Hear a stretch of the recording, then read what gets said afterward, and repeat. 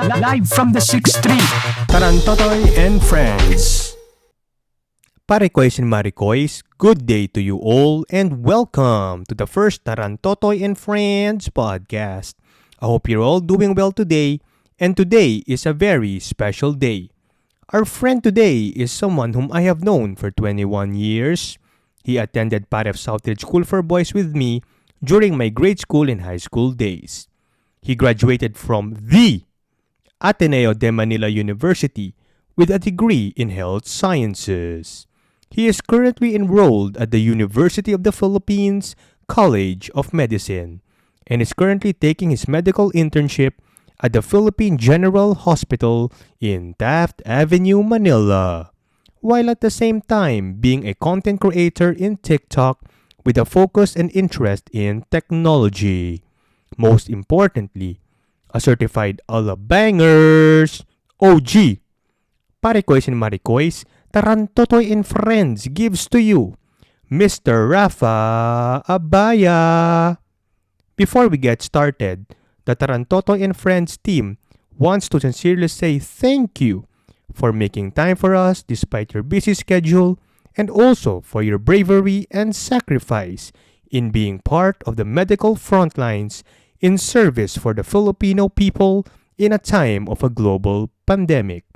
And without further ado, it's pod time! Hello, Rafa. How are you today? Hello, Paeng. How Natawa, are you? sobrang natawa sa sa Sa intro. intro. Did not expect that. Did not expect that. Oh, thank you. Thank you. Certified Alabanger lang ya. Of course, of course. It's true. It's true, you know. Anyway, how are you? How are you? So I'm doing good. So I just came from duty right now, and of course I made time for Mr. Paeng himself. Yes, thank you. But I mean, schedule-wise, it's pretty hectic, but we still find time. We still find time to do all these kind of things. So yeah, I've been doing good naman so far. Doing good. And when you say that you've came from duty, you are a medical intern. Is that correct? Yes, so Okay. the technicalities of medical interns versus medical students here in the local setting. So a medical intern is on his or her fifth year of medical school. So usually everyone in med school here in the Philippines go through 4 years of medical school proper. And then on the fifth year, they're required to do a 1 year internship in a hospital, usually of their choosing, or if you're with a medical school that's associated with a hospital, then you're automatically assigned to it. So since I went to medical school, so UP College of Medicine, Okay. I was assigned to the Philippine General Hospital. All right. And then, so I think what we want to, know about, is how is the medical internship journey in the Philippine General Hospital so far, especially in a time of a global pandemic? How is the journey, Um, brother? I mean, medyo wild ride, right? So we started our internship officially last August 1. That was official start, and immediately, I think we were the first, if not one of the first hospitals to allow a face-to-face internship. In fact, I Okay. think there's still some hospitals that are not allowing their medical interns to go face-to-face yet in the hospitals. But yun nga, being PGH, right, being one of the biggest, arguably the biggest tertiary hospital in the Philippines, they really needed manpower to run, and it's also for us, right, for training for us. And so the journey's been pretty wild. I mean, for the last how many months? I started August 1. It's already what, November 14, 14. November 14 na. So since then, I've rotated in internal medicine, I've rotated in OB-GYN, I've gone through orthopedics, rehab. Currently, I'm in the Department of Surgery. And in spite of the pandemic, we still get to see a lot of patients, right? And at the same time, you get to see the reality of what the situation is like. Um, I may not be exactly in the front lines because technically, as medical interns, we're not allowed to see COVID patients, right? Okay. But these are all the essentially all the other patients, because even though COVID is still there, COVID is still a big problem. All these other diseases still exist, right? You still have Yes, people with yes, of heart course, of problems, you still course. have people with kidney problems. So these are the people we're seeing. These are the people we're treating, and dumadami ulit, right? There's a sudden increase of them because all of a sudden, there's less cases of COVID, so more and more people with the other diseases are finally being accepted in the hospitals. So we're dealing with them, And it's both fun, it's exhilarating, but it's also a bit scary, to be honest, because we're in a hospital. There's a floating disease, right, going around. Even though we're Yes, yes. vaccinated, we never know, right? So yeah, again, it's been an adventure. It's been kind of crazy, but at the same time, it's been very fulfilling. For us who are not too much familiar with the medical landscape, when you say internship, meaning in aside not COVID, no, but the other departments, that means that you're working with the doctors themselves, and then Yes. they teach So you yeah, the process and exactly. stuff. So what happens as a medical intern? So yeah, that's essentially your fifth year medical school. So we're Okay. not yet certified doctors because we haven't taken the board exams yet. So we work directly under a team of doctors, a team of residents, a Okay. team of fellows and consultants. And we work as a team in dealing with patients. So something as simple as us having to extract blood from them, right? To more extent of assisting in surgeries, right? Okay. So it's all these different tasks, and we work as a team with the doctors. So I mean, whatever they need to do, we get it done essentially. Okay. Very interesting experience, I would say. For No, sure, for sure. for sure. And in the midst of this medical journey, you are also in TikTok. Is that correct? Sometimes I hate to say it because it brings a bad light. I don't know. There's Mm, this mm. whole stereotype about like making content on TikTok. But yes, Okay, okay, okay. fine. Yes, I do make content on TikTok. And then so what got you interested in this creating content in TikTok, brother? Oof, brother. Uh, I'm sure you know this about me, but like Yeah. ever since I was younger, like in grade school, like I super enjoyed making videos, right? It Yeah. all started honestly with like my dad. It's like a super vivid memory, right? My dad gave me one of those old school cameras, playing my pop out for the screen, Mm-mm. diba? Yes, yes. And we were going on a family vacation, and he's like, "Oh, Rafa, can you be the one to shoot the video?" So there I was, okay, I have a camera, shoot videos. And then we came home, and then my Mac na kami nun. So Yes. new Mac, and it's like perfect, iMovie. Diba? Oh. That's when iMovie was still starting up. So it's like a big deal. So obviously I put iMovie in, automatic transitions, all the cross dissolves in the world, automatic text, diba, for all Yes, that. yes. And I put it all together, and I showed it to my family, and they're super excited to see it. They super enjoyed it. And after that, I was like, wow, this seems fun, right? And ever since then, like I try to find like time on the side to do stuff like this for schoolwork, right? Um, I mean, including you. I mean, you were part of that also, right? Of Yes, making the yes. videos. Like you, Nico Olivares, right? We'd be the ones, right, making all these videos, and it's something I carried with me ever since, even to college and even to med school, right? In college, I ended up working with the Gaidon, which is the publication of Ateneo, and I worked as the video production editor there. So Okay. even then, even though I was taking a pre-med course, I was still making videos. And then when I went to med school, when I joined a fraternity, I would make videos for them. Like I would still do all these videos on the side as much as possible. But I never really considered like making content about things I like. You know, it's Okay. always okay. There's an idea for a organization, or there's a project for school. Then I come in and then shoot, edit, and release it. Right, that would always be the thing. Um, and then recently, during actually was it during the pandemic? No, a bit before the pandemic. Some friends of mine. I don't know if you know them. Si Jigs Bunyag and Selena Herrera. Um, No way. we spoke because we're still close. Selena Mm-hmm. Selena is a batchmate of ours in Woodrose. Ah, okay, okay. So we spoke. We were still close. We spoke, and then eventually they decided that they were starting to pick up like small jobs like of shooting and editing for some small groups lang.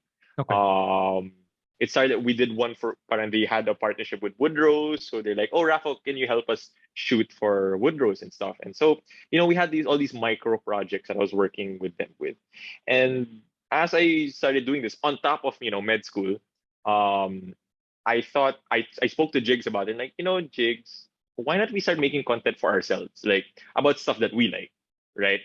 And one of the things I was super passionate about was tech.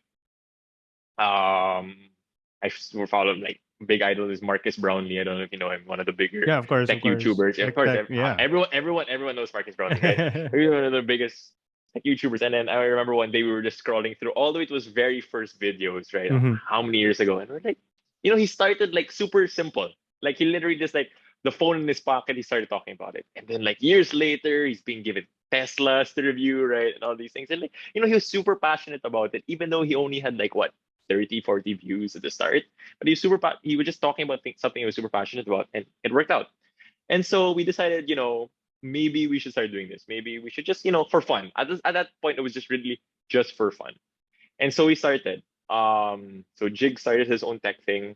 I started to do my tech thing, and it just so happened I also started to get into keyboards. So I was like, why not I start talking about keyboards, right?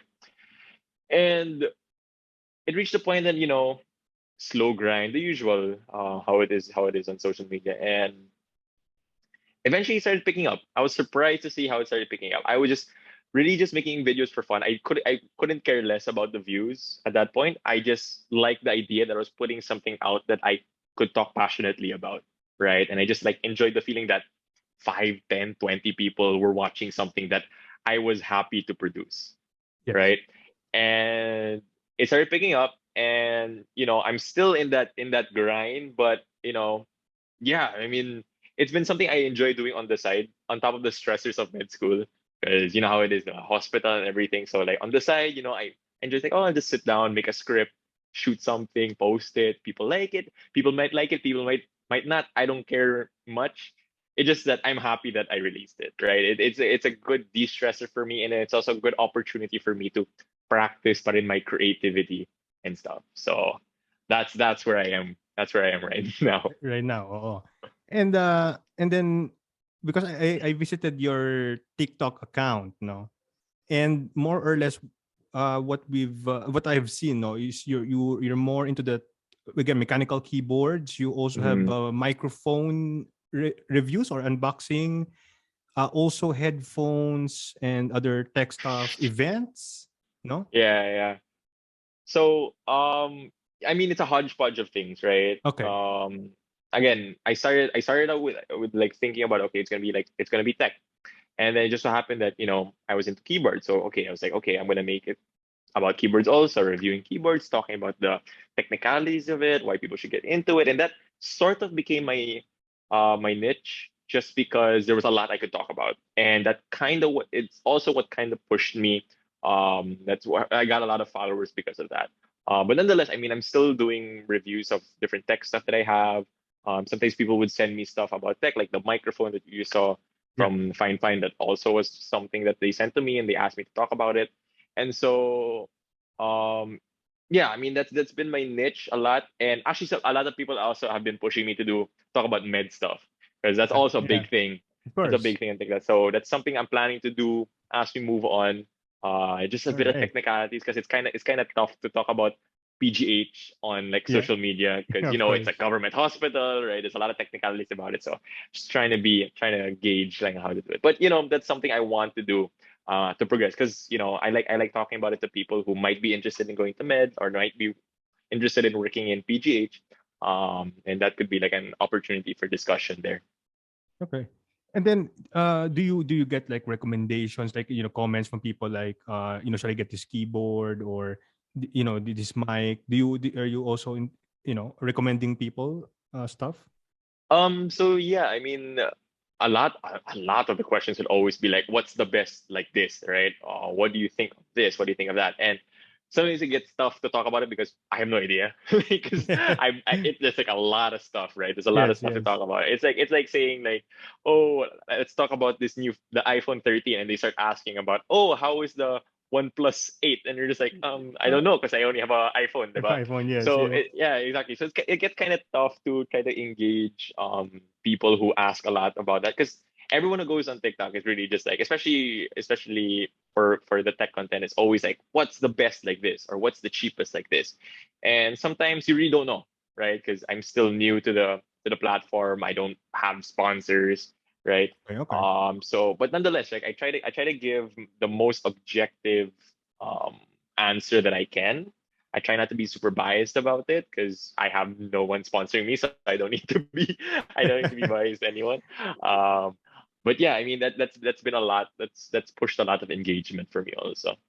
But when you say a sponsorship, brother, we're hoping to get there, so that we can at least expand the equipment, if you want to say. So Oh so yeah, so for far, sure. so far what you're putting out the content. Those are you paid for that, or So uh what's well, the, or you have it brand depends. deals, or It depends what you mean by actually. I don't know. Honestly, I don't know what the technical term for sponsorship. It's not like I Hmm, have like um I have to like lock myself into a certain brand if yeah. that's what you mean by sponsorship. But then like I have had people send me some stuff. Like I've had some like brands send me keyboards. I've had some brands send me some microphones and stuff just to talk about, but nothing very consistent, right? It just happens out of the blue because there's a lot of these companies who just want to dive into TikTok also, and so they're trying to see like who can talk about it well and everything. And I guess I think they like the way how I review things. They like the way how I talk about things, and so they just send it out. So um for people who want, yeah, the sidetrack, sorry. For people who want to get engaged in that kind of thing, who wants to receive free stuff, right? Mhm. It's not always just about the free stuff. Like I put myself in a very focused mindset. Like, okay, I'm not doing this so I can get free stuff, right? I'm doing this because I want to talk about it. I want to Yes, engage my yes. audience about these things, right? The free stuff is a bonus, right? If they give me the free something, great. If they don't give it to me, fine, Yeah, whatever, yeah. right? But nonetheless, I want to talk about it because that's what I want to do, and that's what my audience wants to hear, right? Yeah, yeah, of course, of course. And then I was curious, no, because at least for me, my perspective, Mm, you chose TikTok as the platform. hmm. I'm just wondering, you did you consider like YouTube or Facebook? Why TikTok as a specific Yeah. social media app? I'm interested in that because at least for me, brother, no, I kind of knew TikTok as the dancing platform, not as you know what I mean. Like at I least understand. Yeah, yeah. they say that the general stereotype, it's like, yeah, dancers in TikTok. But when I saw, oh, there's actually maybe food reviews, even tech reviews. So is the TikTok brand or a platform growing now? I mean, it's not only dance. You can also do this type of things. So TikTok eventually, if I'm correct, I'm not Yes. 100% sure about this, but I know it grew out of the original app, which was Musically, Mm. right? Which is what a lot of people, and because it grew out of that app called Musically, which a lot, I don't know if you've seen those, like people like doing weird transitions with music and stuff. At- That's what it originally was. It was really designed as a dance app, as something that they mm. could show music out. And so when TikTok was born, it eventually, people picked it up as that, as something that you could dance to. I think people get your music to. So people who downloaded it and started using it are using it, were primarily using it for that. And until now, that's still a big thing. Like the Yes. biggest creators are dancers. The biggest creators are singers, right? But what I figured, because like I was again, I at that starting point, I was trying to figure out: am I gonna do YouTube? Am I gonna do IGTV? Right? Yes. Am I gonna do TikTok? Am I gonna go Facebook? And when I was weighing those options out, I was thinking, okay, if it's YouTube, that would mean the best way to engage that would be the long, the long videos, right? Like what you're doing, right? Yes. Yes. And I thought to myself, okay, I'm doing med school, right? And then I don't think I have the time to commit to long videos. Yes. Okay. So I think that's why I kind of X out YouTube. So I was down to IGTV, TikTok, and Facebook because you could release those stuff there. And the thing is, I had a Facebook, I had a Instagram, but I didn't have a TikTok. And so I kind of wanted to start out fresh, right? I didn't want to start a Facebook page and build off a name I already had on Facebook. I didn't want to go on IGTV and build off a name I already had on IG, right? I wanted to engage my viewers as if it was the first time for them to see me. And it's because I'm going to start talking about tech, something that I don't do on Facebook or on IG, right? Uh, It's like a side of me that I don't usually talk about in general. And so I was like, okay, TikTok was slowly growing into a platform. I think this was around June when I was deciding which one to get.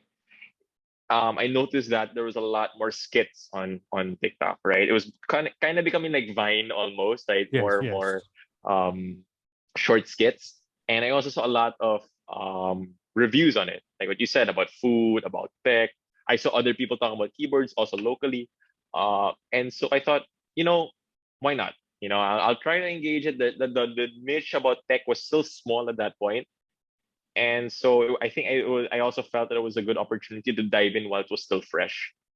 And so yeah, so I stuck to it, and eventually, with after a while, it kind of picked up, and I mean, we're here now. Yes, yes. That's why we're very excited on future content, brother.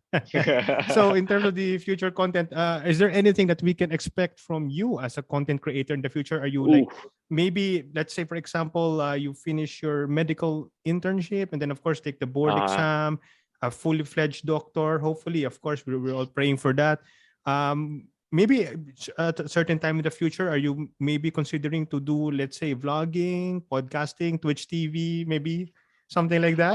Yeah, um, what can we expect from you, brother? so it's well, I'm still honestly like it's still for me it's still early into the TikTok thing. Like I've only been what less than 6 months into the platform, right? So Yes. I'm still learning how to push my videos out and how to really engage my audience better.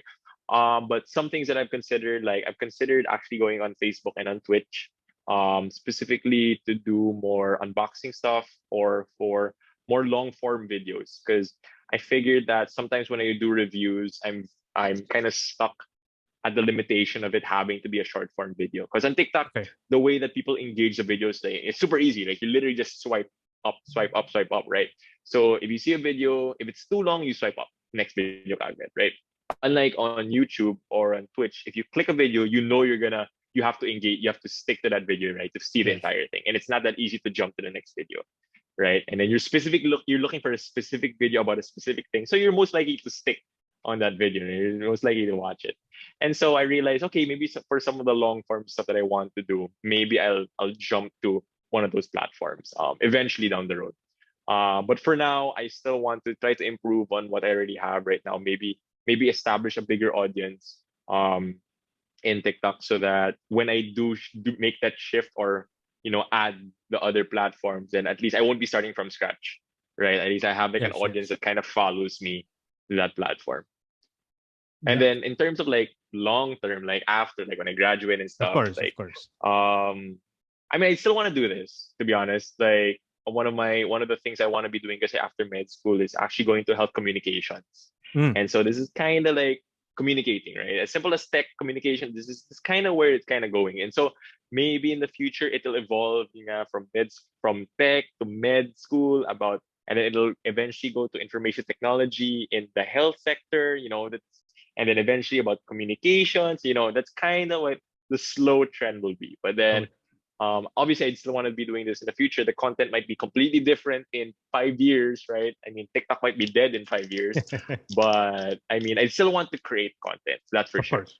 Yes, yes. And I think that's the most important part, I mean, to be able to do what you want and of course engaging the audience and of course, giving them new ideas and information, Oh yeah, you for know, sure, for sure. especially right now, we have already transitioned our lifestyle from before in a old normal world if you want to say, and then right now, I mean, there's a hybrid, right now of the physical and digital lifestyle. So I think Hmm, hmm. definitely your content, there will always be a market from here on out. You know what I mean? I think that's what For I sure. think. I hope I'm crossing my fingers. I'm crossing my Of fingers. course, brother. And then, given that you've already started being a content creator, are there any advices that you can give to aspiring or starting content creators like me or people in general? um, again, I'm only 5 months in, so I'm pretty much I don't have as much experience as a lot of other bigger content Mhm. creators. But then one thing that I've learned is I guess starting off, it's a really slow start. You know, Yeah. going into these platforms, these aren't new platforms, and there are other people who are talking about the same thing, right? So getting the ball rolling is going to be a very slow push, right? That hill is kind of steep. But once you've hit past that hill, once you've kind of got the ball rolling, then it'll just keep going, right? Yes. And so the grind is very real. I have to say, I didn't expect the grind to be as real, like having to release content one after the other, just to supply the audience with content, right? I didn't expect to be at a certain point kind of stressed about it. Because on the back of my mind, always like I'm not really bad. Where I'm not Hmm. releasing enough. I'm not releasing enough for my audience, or like Yes, my followers aren't growing fast enough, right? Or one video got super trendy, but the next video like barely got any views, right? Sometimes that those things kind of bother me, and but then at the end of the day, right, I always think to myself, okay, why am I here? Am I here to get followers? Am I here to get sponsors, or am I here to just share my content, yeah. right? And so it always goes back to that. Why did you start, right? Is it for you? Is it for your audience? Is it for the money? I don't know. I mean, it's up to you. But for me, it at the end of the day, I thought of okay, I'm doing this because I wanted to make content, right? I wanted it to be fun. And so I always tell myself, if it stops being fun, if it starts becoming a chore instead of a hobby, then I'll stop, Okay. right? And so I always keep that in the back of my mind. Like I try not to think about the followers, but honestly, that'll happen, right? You'll always it'll at a certain point you'll be like you'll start comparing yourself, your content with other people's content who are making the things. Like, why are they growing faster than me? Like, what are they doing that I'm not doing? It'll happen, right? But at the end of the day, focus on what you do, focus on what you enjoy doing, and as long as you enjoy what you're putting out, then the rest doesn't matter. The numbers don't matter, right? Yes. As long Yes. as you're happy, then all is good. Of course, of course. I think that's a very good insight because for me also sometimes at least in my initial unboxing videos, I mean I'm Mm, just doing it for fun, but as time goes on, I feel like there were also times and days that I feel like a responsibility to the viewers because you got to keep them entertained and mm. you keep I mean there's also the time gap, like Oh there's yeah, a for sure, space of for sure. like 1 week 2 weeks and then they're waiting for something, hopefully they're waiting for something, but just to keep them engaged is what I mean, Hmm. and For I sure, for sure. understand that. But I think what I like what you said about just really times like that, those like days like that, you go back to the basics and and ask yourself. I think it's a very good insight, brother. At least also for me because I'm also in the game, starting in the game, but Yeah. I've been here 10 years, multiply guys. I have my videos there, but From multiple. Friendster, those days, I don't know if you guys are viewers, know about it, but those were the earlier days. Yeah, But for yeah, sure, for definitely, sure. brother. Very good insight there. Um, do you want to share your social media accounts and if ever you have any brand deals, collabs, or Oh, partnerships and I mean, my personal advocacies, if you have any? I mean, for one, I mean, I guess on social media, since we're talking about TikTok anyway, you can follow me at Abaya on TikTok. Soon maybe on Twitch, soon maybe on YouTube, maybe on Facebook. I don't know, we'll see. But for now, we'll stick with TikTok. All right. And then I mean, support the frontliners as much as you can. I Yes. mean, Yes. in whatever way you can do. I've seen what they go through. Um, I've seen all the crazy stuff that happen in our public hospitals. And so I think one of the biggest things that people should be thinking about always is like how a lot of these issues, you know, government issues, personal beliefs about stuff, at the end of the day, a lot of them boil down to become public health issues. And I think people should start seeing these issues as public health issues more than it being just about a certain disease or about a certain person, right? And I mean, in whatever way you can, you know, try to help out with these issues, whether it be as little as volunteering in your vaccination drives. That goes a Yes. long Yes. way in these kind of things. And anyone can do it. You don't have to be a doctor to try to help in the health sector. And I want people to be more engaged with the health sector, sana. Yeah, and I think hopefully with what you were saying earlier with the probably some health content, in the future, that could at least help us be more informed. Hopefully, have a more at least on the health side. I don't know, as we said earlier. there's the dance, there's the technology, but Mm-hmm. definitely right now as we are going through this global pandemic, maybe if we also have legit, again guys, legit, not the fake news one, medical advices, it can really help us out in this pandemic. Oh, yeah, for Definitely. sure. For sure. I mean, Definitely. Yeah. communication is a big thing. I think that dare I say it, the big Yeah. thing that our health experts, our health leaders are lacking. And so, which is also kind of why I want to go there, right? Of I course. want to be able to communicate health in a way that is not only true, which is very important, not Yes. only factual, but it's something that is understandable by the people, right? It's one thing to be spewing all these scientific knowledge, right? And it's another thing for the people, for the audience to understand it, right?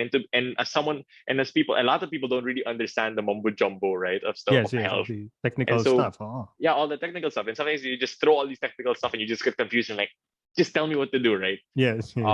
That's kind of what I want to go and get into and ensure that people not only receive the right info but receive it in a way that they can absorb it well. All right. So there you go. I hope our Trantotoy and friends, Parikoys and Marikoys, learned something today with regards to the experiences on being a medical intern during these extraordinary times in a global pandemic. Furthermore, the creative and interesting aspects of being a TikTok content creator and technological stories and recommendations in line with the change of lifestyle due to new normal and, of course, the pandemic. So, on behalf of the Trantoto and Friends team, Rafa, we wish you all the best in your academic and creative content endeavor. We are very proud of you. I hope you all enjoyed this episode. Of course, if you want to keep updated for our podcast, we would greatly appreciate it if you could like, share, and subscribe to our social media accounts. Until the next episode, stay safe and please take care always wherever you are in this world. Peace out. Live from the 6th Street, Tarantotoy and Friends.